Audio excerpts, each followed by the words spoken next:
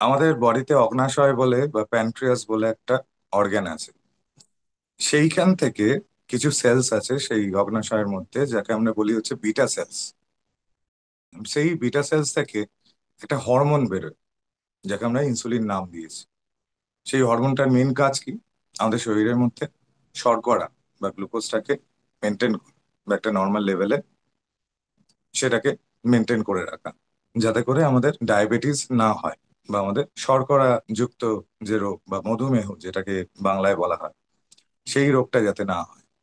তো ইনসুলিন হচ্ছে একটা হরমোন যেটা আমাদের শরীরের মধ্যেই থাকে, এবং আমাদের যাতে সুগারটা অতিরিক্ত না বাড়ে, তো সেই দিক থেকে ইনসুলিন অনেক কাজ। ইনসুলিন নেয় বলতে গেলে আমার, যদি ছোটবেলা থেকে মানে আমি যখন জন্মাচ্ছি বা একটা বাচ্চা জন্মাচ্ছে, তার মধ্যে যদি ইনসুলিনের অভাব ছোটবেলা থেকেই থাকে বা জন্মগত যদি ইনসুলিনের অভাব থাকে, যে যেটাকে আমরা বলি হচ্ছে টাইপ 1 ডায়াবেটিস মেলাইটাস, তো সেইখান থেকে সেই মানুষগুলো কিন্তু সেই ছোট্টবেলা থেকে একদম সারা জীবন পর্যন্ত যতদিন বাঁচবেন তাদের কিন্তু ইনসুলিনের মধ্যেই নিজেকে রাখতে হবে। আর এক ধরনের মানুষ আছেন যাদের পরবর্তীকালে ডায়াবেটিসটা ধরে বা সুগারটা বাড়ে, তাদের বলা হচ্ছে টাইপ 2 ডায়াবেটিস মেলাইটাস। এবার টাইপ 2 ডায়াবেটিস মেলাইটাসে প্রথম একদম পদক্ষেপ কিন্তু ইনসুলিন নয়। আমরা আগে ওষুধ দিয়ে দেখি, মুখের ওষুধ দিয়ে, খাবার ওষুধ দিয়ে সেই জিনিসগুলো কতটা কমছে।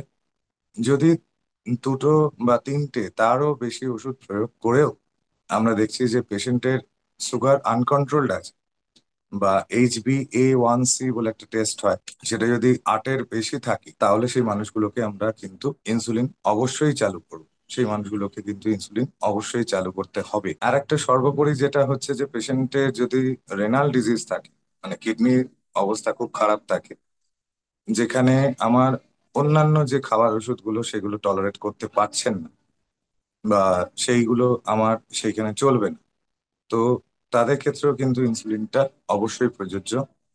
এবং যারা ইন হসপিটাল ভর্তি আছে, মানে ধরুন ট্রিটমেন্ট চলছে কোনো কিছু কারণে এবং তাদের সুগার আছে, তো সেই সব মানুষদের কিন্তু ইনসুলিন অবশ্যই প্রযোজ্য। লিভারের যদি কোনো সমস্যা থাকে, পেশেন্ট যদি কোমায় থাকেন, আনকনসিয়াস থাকেন, মুখে কোনো ফিডিং নিতে পারছেন না, সেই সব মানুষের ক্ষেত্রেও কিন্তু insulin is the only option. ইনসুলিনের টাইপ বলতে আমার তিনটে মেন টাইপস আছে। একটা হচ্ছে শর্ট অ্যাক্টিং ইনসুলিন, একটা হচ্ছে ইন্টারমিডিয়েট অ্যাক্টিং ইনসুলিন, আর একটা হচ্ছে লং অ্যাক্টিং এবং আলট্রা লং অ্যাক্টিং ইনসুলিন। চারটে ধরনের টাইপ আছে। তো এই টাইপস গুলো আছে। শর্ট অ্যাক্টিং খুব দ্রুত কাজ করে, মেনলি ইউজ করা হয় আমাদের মিল টাইম, বা ধরুন আমি ভাত খেলাম বা রুটি খেলাম, কিছু গ্লুকোজ ইনটেক করলাম, সেইগুলোকে কমানোর জন্য চটজলদি একটা ইনসুলিন। ইন্টারমিডিয়েট, তারা একটা মোটামুটি মাঝামাঝি ডিউরেশনে তারা কাজ করেন। এবং লং অ্যাক্টিং বা আলট্রা লং অ্যাক্টিং যে ইনসুলিন গুলো আছে, সেগুলো কিন্তু ওই 24 ঘন্টার একটা কভারেজ দেয় বা 48 ঘন্টার একটা কভারেজ দেয়, যাতে করে পেশেন্টের গ্লুকোজটা অতিরিক্ত বেড়ে না যায় বা থ্রেশহোল্ডের ওপরে যাতে না চলে যায়। ইনসুলিন দুভাবে নিতে পারি। একটা হচ্ছে পেনের সাহায্যে, যেরকম আমাদের লেখার পেন হয় সেরকম ইনসুলিনের পেন হয়। তো সেই পেনের সাহায্যে যদি নিই, একটা খুবই আমি নিতে পারি, সেটা আমরা পেটে নিতে পারি। সব থেকে ইজিয়েস্ট ওয়ে অফ অ্যাডমিনিস্ট্রেশন। এবং সেটা কিন্তু সাবকিউটেনিয়াসলি নিতে হবে। সাবকিউটেনিয়াসলি মানে হচ্ছে যে আমার স্কিনের কিছু লেয়ার থাকে, একদম উপরের যে লেয়ারটা আমরা দেখি এটাকে আমরা এপিডার্মিস বলি, তো এর ঠিক নিচের পোর্শনটা আমাকে সাবকিউটেনিয়াস লেভেল বলা হয়। তো সাবকিউটেনিয়াস লেভেলে আমরা ইনজেকশনটা পুশ করতে পারি, সেখান থেকে সেফলি আমরা ইনসুলিনটা নিতে পারি। আর একটা হচ্ছে ভায়ালে, মানে এরকম শিশির মধ্যে ইনসুলিন পাওয়া যায়, ছুঁচের সাহায্যে বা ইনসুলিন সিরিঞ্জের সাহায্যে। সেখান থেকে আমার যতটা প্রয়োজন, যতটা ডাক্তারবাবু প্রেসক্রাইব করছেন, যত ইউনিট ইনসুলিন প্রেসক্রাইব করছেন, সেটাকে ড্র করে আমি কিন্তু ওই একই পদ্ধতিতে মেনলি পেটে, নাভির চারপাশে যেখানটা ফ্যাট ডিপোজিশন বেশি থাকে, তো সেইখানে নিতে পারি। কিন্তু এখানে একটা ক্যাচ আছে, যদি ভায়াল ইউজ করি আমাকে দেখে নিতে হবে যে ভায়ালে কত ইউনিট ইনসুলিন আছে।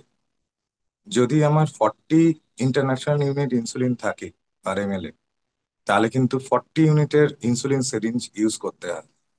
এবার সেই 40 ইউনিটের ইনসুলিন সিরিঞ্জ কিরকম দেখতে হয়, এরকম 40টা মার্কিং থাকে, এবং যে ক্যাপটা হয় সেটা টকটকে লাল রঙের হয়। সেখান থেকে আমরা চিনতে পারি যে এটা 40 ইউনিট ইনসুলিন সিরিঞ্জ। এবং যে ভায়ালটা থাকবে তার মধ্যে দেখে নিতে হবে পেছনে যে পার এম এল কত ইউনিট ইনসুলিনটা আছে। আবার এক ধরনের ভায়াল হয়, সেটাকে 100 ইউনিট ইনসুলিন দেওয়া যায়। তো 100 যদি আমি ভায়াল ইউজ করছি, তাহলে 100 ইউনিটের সিরিঞ্জ ব্যবহার করতে হয়। তো 100 ইউনিটের যেরকম 40-40টা ভাগ থাকে, 100-100টা ভাগ থাকবে। এবং এখানে ক্যাপটা যেটা হবে সেটা কিন্তু কমলা রঙের হবে বা অরেঞ্জ কালারের হবে। সুতরাং ভায়েল এবং সিরিঞ্জ যখন আমরা ইউজ করছি, তখন ভায়েলে কতটা ইনসুলিন আছে সেইটা দেখে, এবং তার পর্যাপ্ত যে অ্যাপ্রোপ্রিয়েট যে সিরিঞ্জটা দেখে আমরা কিন্তু ইউজ করতে হবে। না হলে কিন্তু ডোজের তারতম্য হয়ে যাবে। যদি আমরা মিক্স ম্যাচ করি, অনেক সময় ডোজ বেশি হয়ে যাবে, আবার অনেক সময় ডোজ কিন্তু কমেও যেতে পারে। সেটা পেশেন্টের ক্ষেত্রে, উভয় ক্ষেত্রেই সব থেকে ক্ষতিকারক। এবার ডোজ বেশি হয়ে গেলে সেটা আরো বেশি ক্ষতিকারক, কারণ ইনসুলিন যেরকম সুগার কমায়, যদি বেশি ইনসুলিন দিয়ে দিই, আমার বডি যতটা চাইছে তার থেকেও বেশি ইনসুলিন দিয়ে দিই, তা- তো সেখানে কিন্তু হাইপোগ্লাইসিমিয়া বা সুগার অনেকটা কমে যেতে পারে। ইনসুলিনের অনেকগুলো মিথ অ্যাজ এ ডক্টর আমি প্র্যাকটিস করতে করতে এতদিনে শুনেছি। যেটা হচ্ছে 1 নম্বর, যে ইনসুলিন একবার ধরলে সেটা আর ছাড়া যায় না, আমাকে সারা জীবন নিয়ে যেতে হবে। এর কোনো মানে নেই। আপনার যদি টাইপ 1 ডায়াবেটিস মেলাইটাস থাকে তাহলেই কিন্তু সারা জীবন নিয়ে যেতে হবে। বা আপনার এন্ড স্টেজ কিডনি ডিজিজ হলো, বা কিডনিতে কোনো সমস্যা হচ্ছে, বা আপনার শরীরে এমনই পরিমাণে লিভারের ডিজিজ হয়েছে, তো সেই ক্ষেত্রে কিছু কিছু এক্সেপশনাল ক্ষেত্রে আমাকে সারা জীবন ইনসুলিন নিয়ে যেতে। কিন্তু এরকম নয় যে একবার শুরু করলে আমাকে সারা জীবন ইনসুলিন আদারওয়াইজ নিয়ে যেতেই হয়। 2 নম্বর হচ্ছে, আমার ইনসুলিন সিরিঞ্জ ব্যবহার করলে বা ইনসুলিন পেন ব্যবহার করলে খুব লাগে। তো সেইখানে যিনি প্রেসক্রাইব করছেন তাকে বলে দিতে হবে যে সঠিক পদ্ধতিটা কি, ইনসুলিন বা সিরিঞ্জটা কোন জায়গায় ফোঁটালে আমার লাগবে কম। এখানে একটা ট্রিক আছে, যেটা হচ্ছে ধরুন যেরকম ভাবে ঘড়ি ঘোরে, সেটা অ্যান্টি ক্লকওয়াইজ হোক বা ক্লকওয়াইজ হোক, আমার যদি সাইট অফ ইনজেকশন আমার পাল্টাতে থাকে দিনের দিন, তাহলে কিন্তু ইনসুলিন সিরিঞ্জ জনিত যে ব্যথাটা হয় সেটা কিন্তু হয় না। আরেকটা যেটা করতে হয়, যে আমার ইনসুলিন যে নিডিলটা আছে, সিরিঞ্জের নিডিলটা আছে, সেটার আইডিয়ালি চেঞ্জ করা উচিত প্রতিদিন, যাতে করে আমাদের ওই পেটে ফুলে যাওয়া, যেটাকে লাইপোডিস্ট্রফি বলা হয়, বা ইনসুলিন পেন ইউজ করলে বা সিরিঞ্জ ইউজ করলে যে যন্ত্রণাটা হয় বা লাগে, সেটা কিন্তু হয় না। আর একটা জিনিস হচ্ছে, ইনসুলিন আমি যখন, যে ডাক্তারবাবু যে ডোজটা প্রেসক্রাইব করছেন সেই ডোজটাই আমি নিয়ে যাচ্ছি, প্রতিদিন নিয়ে যাচ্ছি সেই ডোজটাই, তো সেই ডোজটা কিন্তু প্রতিদিন নিলে হবে না। আমাকে গ্লুকোমিটার ইউজ করতে হবে, যেটা গ্লুকোমিটার মানে হচ্ছে গ্লুকোজ, যেটা আমি রোজের বাড়িতে হাতে পিন ফুটিয়ে টেস্ট করতে পারি। সেই গ্লুকোমিটার ইউজ করে আমি দেখতে পারি যে আমার সুগারের পরিমাণটা কিরকম আছে, এবং সেই অনুযায়ী ইনসুলিনের ডোজ কিন্তু চেঞ্জ হতে পারে। আর গ্রামে গঞ্জে অনেক সময় শুনে থেকেছি, মানে শুনেছি আর কি, যে ইনসুলিন ইউজ করলে আমার লিভার ফুটো হয়ে যায়, পেট ফুটো হয়ে যায়, আমার পাকস্থলী ফুটো হয়ে যেতে পারে, সেখান থেকে মুশকিল হয়ে যেতে পারে, অপারেট করতে হতে পারে। এটা একদম বোগাস ব্যাপার। এরকম কিচ্ছু হয় না। ইনসুলিনের সিরিঞ্জ যতটা ঢোকে, সেখানে কন্ট্যাক্ট কোনো এরকম, মানে কোনো অর্গানসের সঙ্গে বা আমার অভ্যন্তরীণ যে অন্ত্র বা বৃহদান্ত্র, পাকস্থলী, লিভার, এদের সঙ্গে কোনো কন্ট্যাক্টেই আসে না, কারণ তাদের অবস্থান কিন্তু অনেকটা গভীরে। ইনসুলিন সিরিঞ্জ যতটা ঢুকতে পারে না। সুতরাং সেইরকম ভাবে কিন্তু পাংচার হওয়ার সম্ভাবনা নেই। ইনসুলিন অ্যাড করার বলতে গেলে যে ভীতিটা মানুষের, এই যে এত কিছু মিথ আছে বা ভুল ধারণা আছে মানুষের মধ্যে, সেইগুলো কাটিয়ে উঠতে হবে। কাটিয়ে ওঠার জন্য right education given by the right person লাগে। আরেকটা হচ্ছে যে মানুষের মধ্যে একটা হেজিটেন্সি, মানে ইনসুলিন আমি নেব না, আবার ছুঁচ ফোটাতে হবে, ডাক্তারবাবু দুটো ওষুধ খাচ্ছি, আপনি 5টা করে দিন, আমি 5টা খেতেও রাজি আছি, কিন্তু ইনসুলিন নেব না। এইবার এই ক্ষেত্রে যেটা হয় যে ইনসুলিন না নিলে আপনার মধ্যে যে অগ্নাশয়টা আছে বা আপনার মধ্যে যে সুগারের নিয়ন্ত্রণ করার যে শক্তিটা আছে সেটা আস্তে আস্তে আস্তে আস্তে কমে যায়। আমার যখন ইনসুলিন নেওয়ার প্রয়োজন, যদি আপনার ডাক্তারবাবু বলেন, তাহলে ইনসুলিন কিন্তু অবশ্যই নিতে হবে।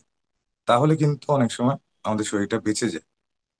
আমার আনুষঙ্গিক যদি কোনো কোমরবিডিটি থাকে বা রোগ থাকে, যেমন ধরুন উচ্চ রক্তচাপ বলুন, আমার যদি কোলেস্টেরলটা বেশি থাকে, স্লিপ অ্যাপনিয়া থাকে, বা আমি খুব মোটা স্থূল, তো সেখান থেকে অবশ্যই কিন্তু ইনসুলিন যদি প্রয়োজন হয়, আমাকে ইনসুলিনটা নিতে হবে। অ্যাট দ্য রাইট টাইম যদি ইনিশিয়েট করা যায় ইনসুলিনটা, তাহলে কিন্তু অনেক দুরূহ রোগ থেকে আমাদের শরীরকে আমরা বাঁচাতে পারি। সুতরাং ইনসুলিন নেওয়ার থেকে ভয় পাবেন না। অবশ্যই ইনসুলিন জরুরি।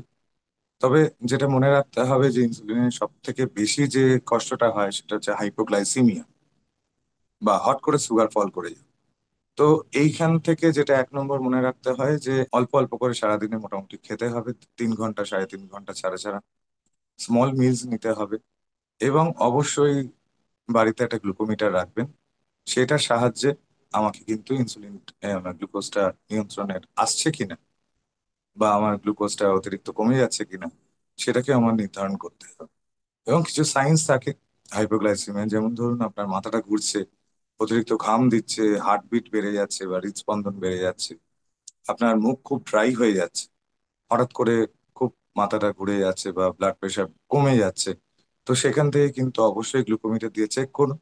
যদি সেটা 70-এর নিচে চলে যায়, তাহলে আপনার ডাক্তারবাবুকে অবশ্যই কন্ট্যাক্ট করুন। তবে কন্ট্যাক্ট করার আগে যেটা করতে হয় যে গ্লুকোজ খেতে হয়। তো এই গ্লুকোজ আপনার শরীরে কিভাবে যাবে? ইনস্ট্যান্ট যদি আপনি বাড়াতে চান, তাহলে রসগোল্লা বা চকলেট যে সবসময় ফ্রিজে রাখবেন। আদারওয়াইজ খাবেন না, তাহলে সুগারটা বেড়ে যাবে। যদি হাইপোগ্লাইসেমিয়া হয়, তখন কিন্তু এই চকলেট বা রসগোল্লাটা অবশ্যই তাড়াতাড়ি খেয়ে নেবেন। এবং যেটা, যারা ইনসুলিন নিচ্ছেন তাদের ক্ষেত্রে বলে রাখি, ইনসুলিন পেন যদি ব্যবহার করেন বা ইনসুলিন ভায়াল যদি ব্যবহার করেন, সঙ্গে সবসময় কিছু মিষ্টি জাতীয় চকলেট, বিস্কিট থেকে শুরু করে, চকলেট থেকে শুরু করে, সেগুলো সবসময় সাথে রাখবেন।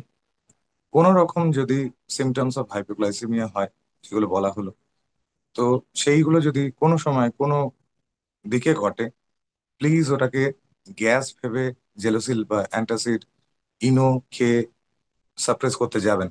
অনেক সময় কিন্তু সুগার কমে যেতে পারে। তো অবশ্যই সেই সময় সেই চকলেট বা মিষ্টি বিস্কুটটা বা গ্লুকোজের যদি কোনো ট্যাবলেট থাকে আপনার কাছে, অবশ্যই খেয়ে নেবেন। এটুকুই বলা। সচেতন থাকলে আমরা সুগার অনেকটাই কমাতে পারি। এবং ইনসুলিন পেইনফুল নয়। ইনসুলিনকে যদি সঠিকভাবে ব্যবহার করতে পারি, সঠিক উপায়ে ব্যবহার করতে পারি, তাহলে কিন্তু সেটা আমাদের বন্ধু হয়ে উঠতে পারে। নাহলে তার মতন শত্রু কিন্তু নেই।